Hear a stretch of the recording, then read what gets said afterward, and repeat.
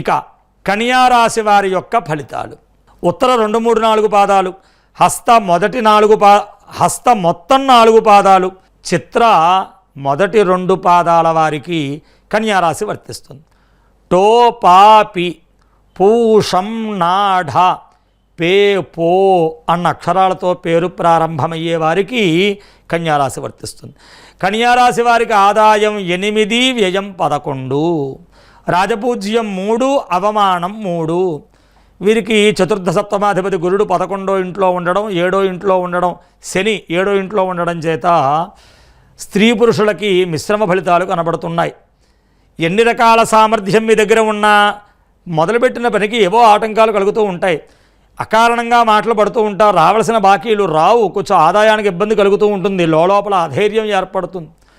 కావలసినటువంటి మనం నమ్ముకున్న వాళ్ళే మనకి విరోధం అయిపోతూ ఉంటారు. మనం ఎన్నో వాళ్ళకి చేసి పెట్టినా మనకు అవసరం వచ్చేప్పటికి ఎవరూ పలికేట్లా ఉండదు.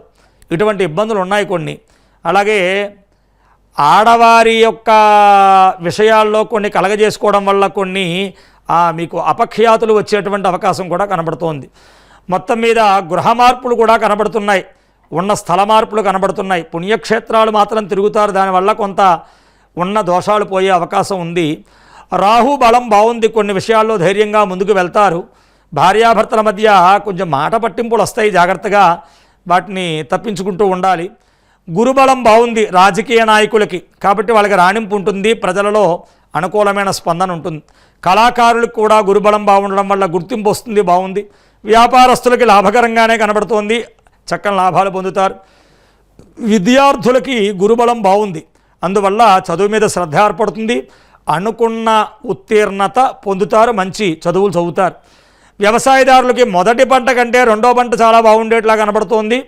అలాగే ఈ సంవత్సరం స్త్రీలకి జన్మంలో గురుడు సంచరించడం వల్ల కొద్దిగా కుటుంబంలో శాంతి, భార్యాభర్తల మధ్య అవగాహన, కుటుంబంలో అందరితో సఖ్యత ఇవన్నీ బాగుంటాయి, మీ మాటకి విలువ ఉంటుంది. కానీ పిల్లలతో కొన్ని ఇబ్బందులు వస్తూ ఉంటాయి, జాగ్రత్తగా చూసుకోవాలమ్మా ఆడవారు. విలువైన వస్తువులు చేజారిపోయే అవకాశం ఉంది, కొంచెం జాగ్రత్త వహించండి. అలాగే ఈ సంవత్సరం మిశ్రమ ఫలితాలుగా ఉందండి మొత్తం ఈ రాశివారికి.